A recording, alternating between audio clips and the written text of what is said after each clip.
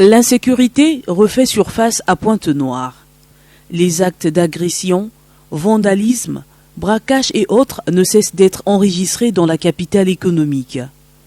Les jeunes garçons, munis d'armes blanches, constitués en gang, communément appelés bébés noirs, sèment la terreur dans les rues de Pointe-Noire. Récemment, certains citoyens dont nous gardons l'anonymat ont été victimes des agressions et dépouillements d'importants objets. Souvent mis aux arrêts, ces jeunes bandits, après leur arrestation, sont toujours libérés malgré leurs graves délits. Une situation qui choque les populations. Ces bébés noirs, qui souvent opéraient dans les avenues et ruelles en déficit d'éclairage public, depuis un moment posent des actes barbares en plein jour. Une situation qui met en doute le travail de la force publique, précisément celle de la police, à éradiquer ce phénomène endeuillant de nombreuses familles.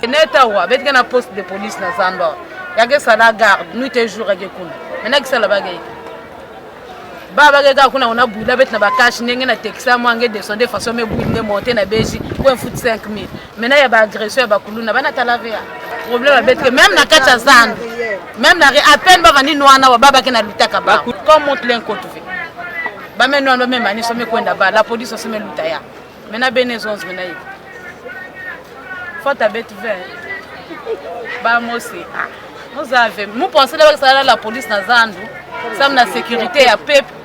Mais il y a que la sécurité. Ah ouais, il y a un grattage.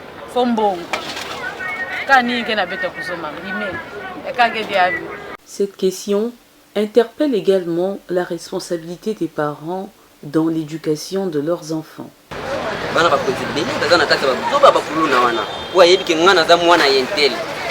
dire qu'ils sont capables de faire ça. Mais c'est pas bon. Donc c'est que les parents, le message n'a pas plus à parents, ils vont encadrer bana.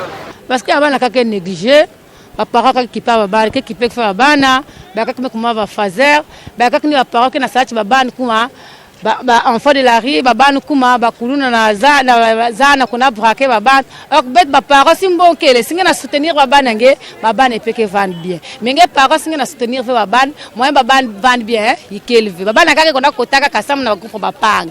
Angeta bapanga ko na nzili ya nepeme lana parfois moi vana vena manzila ko kweni na moi nepeme ko ko si singa bik moi le sale c'est ça ah monat mon mama mo rezonzi si moi na yimbi kana salama mbo yimbi ba bebe foyandi pour que moi boal bonga parce que boal me kuma trop mambo yimbi nge basik ma katange que même na moi 2000 lange ke tawa bana fête kama siku salngi mambo yimbi.